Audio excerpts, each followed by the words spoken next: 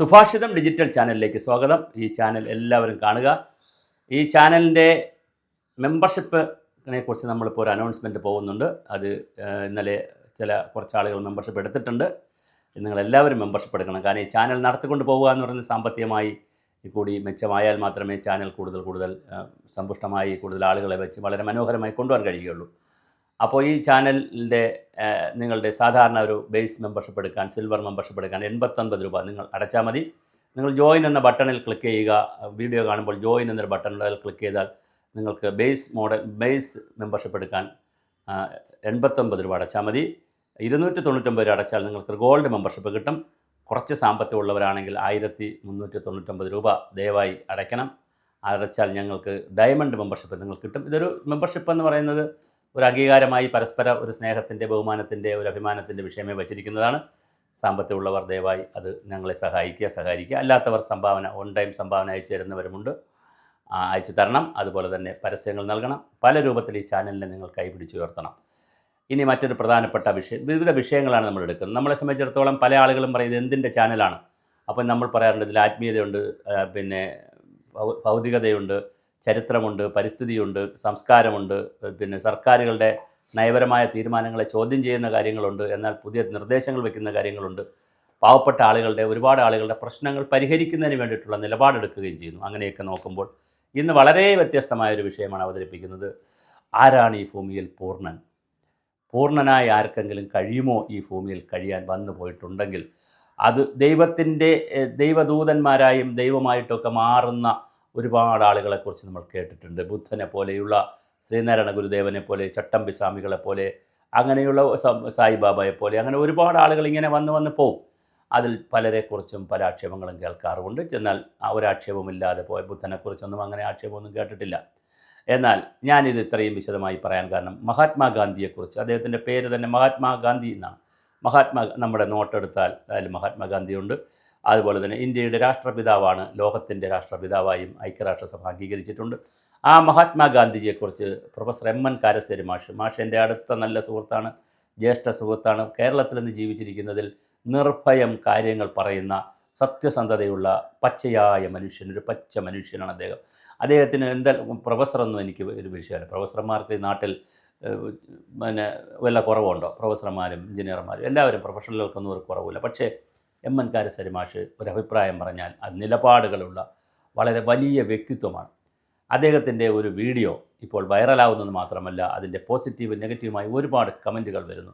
ചില ആളുകൾ അത് ഗാന്ധിജിയെ കുഴിച്ചു മൂടാനുള്ള അവസ്ഥയായിട്ട് എടുക്കുന്നു. ചിലർ ഗാന്ധിജി എന്തിനിങ്ങനെ ചെയ്തു എന്ന് പരിതപിക്കുന്നു. കുറച്ച് പേർ കരയുന്നു, കുറച്ച് പേർ സങ്കടപ്പെടുന്നു. അങ്ങനെ പല രൂപത്തിലാണ് പ്രതികരണങ്ങൾ. അതുകൊണ്ടാണ് ഞാൻ ഈ വീഡിയോ ചെയ്തത്. കാരശ്ശേരി മാഷിനോടാണ് ഇനി ഞാൻ സംസാരിക്കുന്നത്. മാഷേ, കാമ, ക്രോധ, ലോഭ, മോഹങ്ങൾ ഇല്ലാതെ, പണവും അധികാരവും സമ്പത്തും ഒന്നും ലഹരിയാകാതെ, അതുപോലെ തന്നെ മദ്യവും മദിരാക്ഷിയും തലയ്ക്ക് പിടിക്കാതെ ഉള്ള വ്യക്തികൾ വളരെ വളരെ കുറവാണ് മാഷേ. വളരെ വലിയ പ്രയാസമാണ് മാഷേ.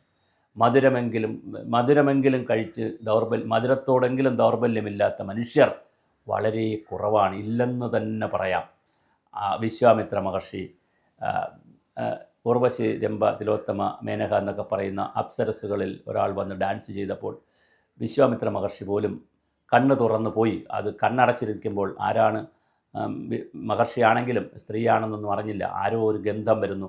അപ്പോൾ ഇത് സ്ത്രീഗന്ധമാണോ എന്നറിയാൻ വേണ്ടി ആ ഗന്ധത്തിൽ ലയിച്ചുകൊണ്ട് കണ്ണു തുറക്കുമ്പോൾ സുന്ദരിയായ അപ്സരസാണ് നിൽക്കുന്നത്. അതിൽ അഭിരമിച്ച് പിന്നെ അവർ കുഞ്ഞുങ്ങളായി എന്നൊക്കെ പറയുന്ന കഥകളുണ്ട്. ചിലപ്പോൾ അതൊക്കെ പുരാണ കഥകളായിരിക്കാം.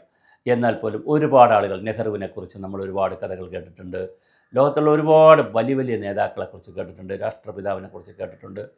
അവർ ഗാന്ധിജിയെ സംബന്ധിച്ചിടത്തോളം ഗാന്ധിജി പല സ്ത്രീകൾ ഗാന്ധിയോടൊപ്പം പെൺകുട്ടികളുമായി ബന്ധപ്പെടുത്തിയിട്ടുള്ള വിഷയമാണ് മാഷ് പറയുന്നത്. അവരെ അടുത്ത് കിടത്തിയിരുന്ന കഥയും പിന്നെ അത് കസ്തൂർബ ഗാന്ധിക്കുണ്ടായ വിഷമങ്ങളും ഒക്കെ, ഒരു കുടുംബജീവിതം എന്നൊക്കെ പറയുന്ന കാര്യത്തിലൊക്കെ ഉള്ള കുറേ കാര്യങ്ങളാണ് പറയുന്നത്.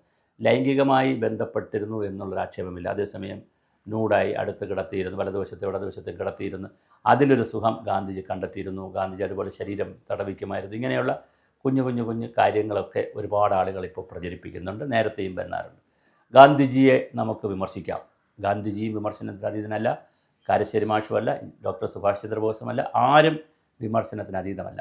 പക്ഷേ നമ്മൾ എന്നെപ്പോലെയുള്ള ആളുകളുടെ ഒരു സമീപനം, നമ്മൾ ഒരുപാട് ആളുകൾക്ക് ഒരുപാട് നന്മയുണ്ടെങ്കിൽ നന്മയെ നമ്മൾ പറയുകയും തിന്മയെന്ന് പറയുന്നത് ഞാൻ ഈ പറഞ്ഞ പോലെ മനുഷ്യനാണെങ്കിൽ അവൻ പൂർണ്ണനല്ല, പൂർണ്ണനാകുക എന്ന് പറയുന്നത് വളരെ പ്രയാസമാണ്.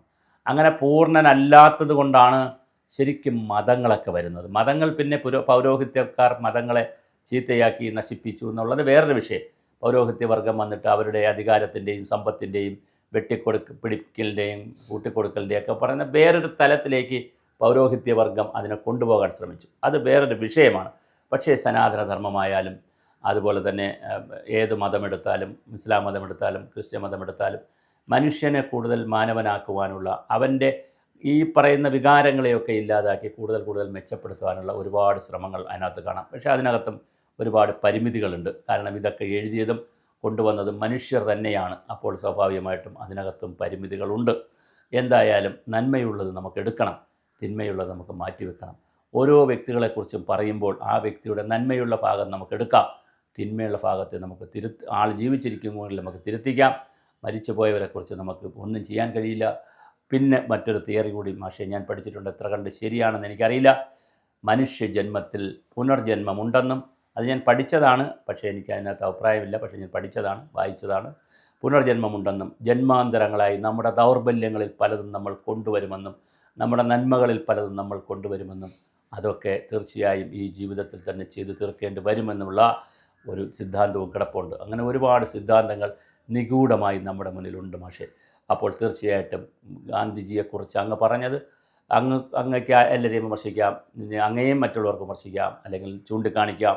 ഏത് വിഷയവും ചൂണ്ടിക്കാണിക്കാം. പ്രത്യേകിച്ച് പൊതുപ്രവർത്തകരായി നിൽക്കുന്നവരുടെ, അത് രാഷ്ട്രപിതാവായാലും രാഷ്ട്രീയ നേതാക്കളായാലും പിന്നെ ആക്ടിവിസ്റ്റുകളായാലും ആരായാലും പൊതുരംഗത്ത് നിൽക്കുന്നവരുടെ സ്വകാര്യ ജീവിതം എന്നൊരു അവർക്കില്ല. അവർക്ക് പൊതുജീവിതമേ ഉള്ളൂ. അതുകൊണ്ട് തന്നെ അവരുടെ ഏത് വിഷയത്തെയും സമൂഹത്തിന് വിലയിരുത്താം, തുറന്നു കാണിക്കാം, എല്ലാം ചെയ്യാം. അപ്പോൾ എന്തായാലും ഇതിനെ മോശമായി ചില ആളുകളെങ്കിലും പ്രയോഗിക്കുന്നു. ഗാന്ധിജി ആറു പിന്തിരിപ്പനായിരുന്നു, ആറു വഷളനായിരുന്നു, പെണ്ണുപിടിയനായിരുന്നു, കുഴപ്പക്കാരനായിരുന്നു എന്നൊക്കെയുള്ള രീതിയിലുള്ള കമൻറ്റുകൾ പലതും വരുന്നുണ്ട്. ഒരു മാഷ്, കാരശ്ശേരി മാഷിനെ പോലുള്ളൊരു മാഷ് കൃത്യമായ ഒരു നിരീക്ഷണം നടത്തുമ്പോൾ അതിൻ്റെ മെരിറ്റിലേക്ക് പോയി ചിന്തിക്കാതെ, എങ്കിൽ ഈ അവസരം ഉപയോഗിച്ച് ഗാന്ധിജിയെ നാലുതെറി പറയുന്നത് എങ്ങനെ എന്ന് ചിന്തിക്കുന്നൊരു മലയാളി സമൂഹത്തെക്കുറിച്ചാണ് എനിക്ക് ആശങ്കയുള്ളത്. നമുക്ക് പ്രതികരിക്കാം, പ്രതിഷേധിക്കാം, നമുക്കെല്ലാ കാര്യവും ചെയ്യാം. പക്ഷേ അതിനെല്ലാം ഒരു അതിർവരമ്പും ഒരു എക്സ്ട്രാ ഡീസൻസിയും കൂടി ഇല്ലെങ്കിൽ ഭാഷ കൊണ്ടായാലും പ്രവൃത്തി കൊണ്ടായാലും വാക്കുകൊണ്ടായാലും നമുക്ക് പല പ്രശ്നങ്ങളുമുണ്ടാവും. അപ്പോൾ മാഷിനെ പോലുള്ള ആളുകൾ വളരെ വളരെ വളരെ നിർഭയത്തോടു കൂടി മറ്റൊന്നും കരുതാതെ കൃത്യമായ ചില നിരീക്ഷണങ്ങൾ പറയുമ്പോൾ അതിനെയും ട്രോളുന്നവർ, അതിനെയും മോശപ്പെടുത്തുന്നവർ അതുപയോഗിച്ചുകൊണ്ട് കിട്ടുന്ന ഒരാളിൻ്റെ ഒരു ആശയത്തെയോ ഒരു അഭിപ്രായത്തെയോ എടുത്തുകൊണ്ട് വ്യക്തികളെ തേജോവധം ചെയ്യുന്ന പുതിയ സംസ്കാരം മലയാളിക്ക് എവിടെ നിന്ന് കിട്ടി? ആരാണിത് പകർന്നു കൊടുത്തത്? ഇത് നമ്മൾ ചർച്ച ചെയ്ത് തന്നെ പോകണം മാഷെ. അതുകൂടി ചർച്ച ചെയ്യാൻ മാഷ് മുൻകൈയെടുക്കണം.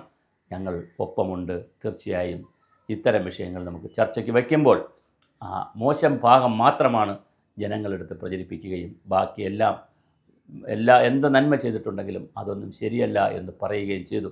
ഞാനൊരു കാര്യം കൂടെ പറഞ്ഞ് അവസാനിപ്പിക്കാം. മാഷ് പരിസ്ഥിതിക്ക് വേണ്ടിയും മറ്റു കാര്യങ്ങൾക്ക് വേണ്ടി ഒരുപാട് ചർച്ചകൾ വന്നപ്പോൾ മാഷ് ഫ്ലൈറ്റിൽ കയറി ചായ കപ്പിലാണ് കുടിക്കുന്നത്, പിന്നെ വിദേശത്ത് പോയി, അങ്ങനെ എന്തെല്ലാം കാര്യങ്ങളാണ് മലയാളി ഉറഞ്ഞ് തുള്ളിയത്. ഈ മലയാളിയെ നമുക്ക് തിരുത്തിയെടുക്കണം.